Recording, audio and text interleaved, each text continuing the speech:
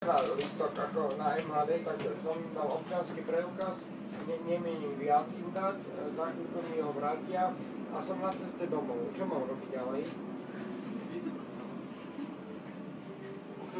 Ďuro ma zobere, hej? A my ideme hrať pre Haiti, dobročinný koncert a tu nám má židobolševici mi dávajú pokut, hej? Jasné. Áno? Dobre, takže Ďuro ma kedy vezme? Ale však oni padnú kurvy. Dobre, ďakujem, ahoj. Skúste si krotiť ten slovník, dobre? Ako nie vy, ale myslím židobolševici. Aj dobre, ty áno.